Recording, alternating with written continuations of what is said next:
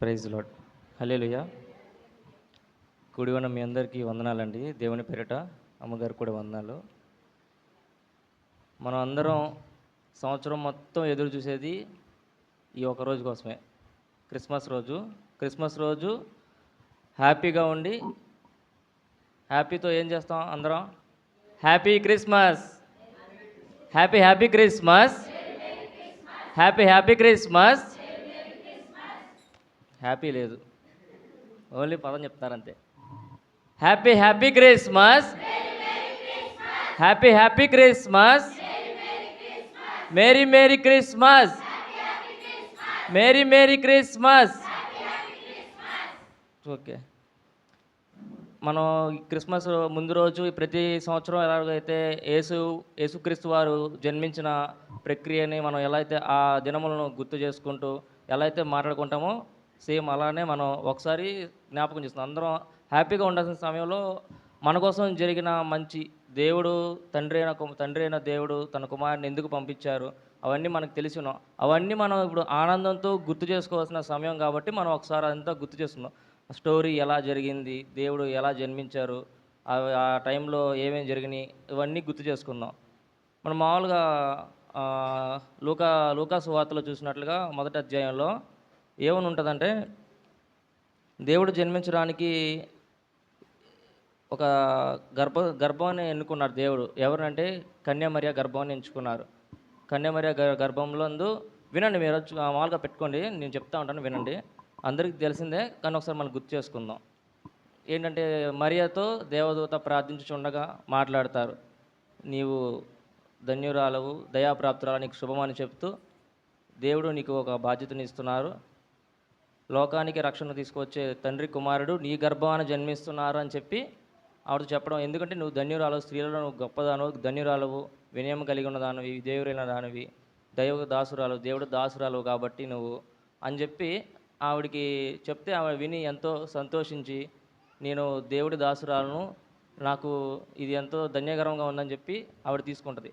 అదేవిధంగా దేవదూత నిద్రించుచున్న యేసేపుతో కూడా ఇలా చెప్తుంది, నిన్ను ఒక దేవుడు గర్భంలో జనించిన మరియకు నిన్ను రక్షకుడిగా దేవుడు ఎంచుకున్నాడు.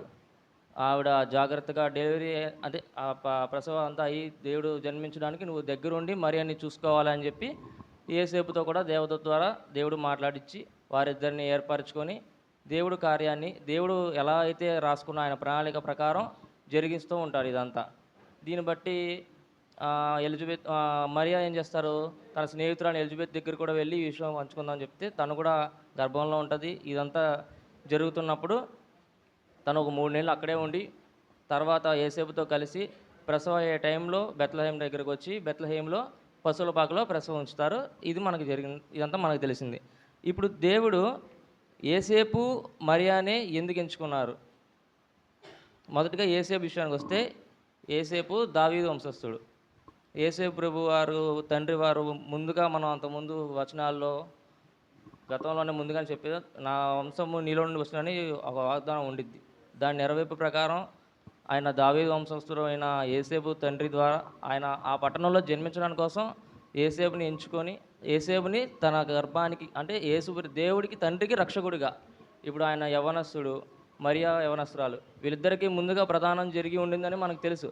వీళ్ళేంటి అయినా కూడా యేసేపు ఎటువంటి అడ్వాంటేజ్ ఏవి తీసుకోకుండా చాలా జాగ్రత్తగా వినయంగా ఆయన భయభక్తులు కలిగి దేవుడికి ఒక రక్షకుడు లోకాలకు వస్తున్నాడు అందరికీ తెలిసి ఉన్నదాన్ని ఆయన మనసులో ఉంచుకొని దేవుని భయభక్తులు కలిగి, నేను ఈ తల్లికి ఈ బిడ్డకి రక్షణ నాది, దేవుడు నాకు ఈ బాధ్యత ఇచ్చాడు అని చెప్పి ఆయన అదే ఉంచుకొని అలానే చూసుకున్నారు మరియాని. ఎక్కడికి వెళ్తే అక్కడ ప్రసవ టైంలో ఎంతో ఇలాంటి సమయంలో ప్రత్యేకంగా ఇవాళ 24 రేపొద్దున పుట్టారని మనం ఎలా అయితే అనుకుంటున్నామో, ఈ టైంలో ఆయన ఎంత ఇబ్బంది పడి ఉంటారో మనం ఆలోచించుకోవచ్చు. ఉండడానికి, ప్రసవించడానికి సరైన స్థలం కూడా ఉండదు. ఎవరు ఇల్లు అడిగినా ఎవరు, మనం స్కిట్లో చూస్తూ ఉంటాం. స్కిట్లో ఏంటంటే ఇల్లు పాట పాడుతూ అమ్మ వరలక్ష్మి పాడుతూ ఉంటారు ఆ పాట. అప్పుడు ఎలా అయితే ఇల్లు దొరకడానికి మాకు స్థలం ఉందంటే ఎవరు అంటారు. అలాంటి ఇబ్బందులు పడుతూ కూడా ఆయన ఎంతో ఓర్పుతో మరియని ఆ బిడ్డని తీసుకొని ఎంత జాగ్రత్తగా చూసుకున్నారు. అలాగే మరియ విషయానికి వస్తే, ఆవిడ ఎంతో వినయం కలిగింది, దేవుడు ఎందుకు భయభక్తులు కలిగి ఈమె కూడా ఎంతో దయాప్రాప్తురాలు, విధేయత కలిగి ఉండి, ఎప్పుడు చూసినా ఏ చిత్తమైనా దేవుడి చిత్తానుసారం జరుగుతుందని చెప్పి నమ్ముతున్నట్టు ఒక కన్య కాబట్టి, బీదరాలైన కన్య. దేవుడు ఆవిడని ఎంచుకొని ఆవిడకి ఎంతో ఘనతనిచ్చారు. దాన్ని ఆవిడ ఎంతో ఆశీర్వాదకరంగా కూడా తీసుకున్నారు. స్త్రీలలో ఎలిజబెత్ కూడా చెప్తా ఉంటారు, స్త్రీలలో నువ్వు ఆశీర్వదింపబడిన దానివి, నీ గర్భఫలం ఆశీర్వదింపబడింది. దేవుడి తల్లి, ప్రభువు తల్లి నా ఎదుట వచ్చితే నాకు ఎంతో ఆనందకరం అని చెప్పి ఆవిడ గర్భంలో ఉన్న శిశువు కూడా ఎంతో ఆనందపడతారు.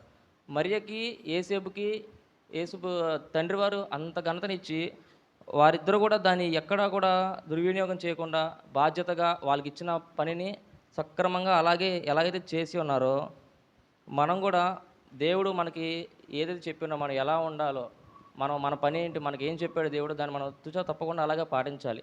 ఎందుకంటే దేవుడు లోకాన్ని ఎంతో ప్రేమించున్నాడు. ఆయనకి ఎంతో ఇష్టం కనుక ఈ పాపం అంతటి నుంచి మనకు విముక్తి కలగడానికి ఆయన తన సొంత కుమారుణ్ణే పంపించారు భూలోకానికి.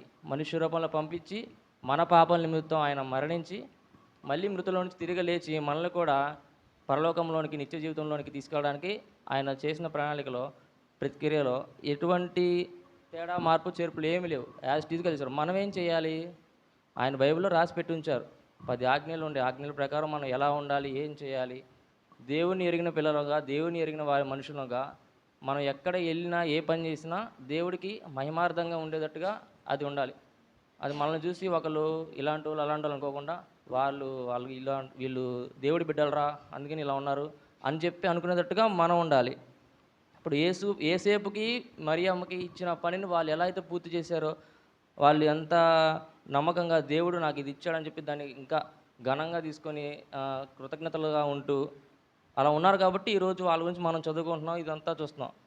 మరి మన గురించి ఏం చదువుకుంటాం, మనకేం వచ్చింది, మనం ఏం చేస్తామంటే మనం దేవుడితో పాటు పరలోకంలో నిత్య జీవితంలో ఆయన పక్కనే ఉంటాం. మనం అది చేయడానికే కదా మనకి యేసుప్రభు వచ్చి అంత కష్టపడి ఆయన ప్రాణాన్ని సైతం త్యాగం చేసి మన కొరకు ఆయన దారి సిద్ధం చేసింది. మనం అందరం కూడా మరియా, ఏసేపు లాగా వాళ్ళు ఏ పని చేసినా, ఏమొచ్చినా దేవుడి చిత్తానుసారం జరుగుతుందని నమ్మి దాన్ని దేవుడి చిత్తానికే వదిలేయాలని మనం అనుకున్నవి ఏం జరగవు. ఆయన ప్రణాళిక ఏదైతే రాసి ఉండిద్దో అదే జరుగుద్ది. దాని చిత్తానుసారం మనం దేవునికి దాసులుగా జీవించాలని నేను చెప్తున్నాను. దేవుడి చిన్న మాటలు దీవించును గాక. ఆమేన్.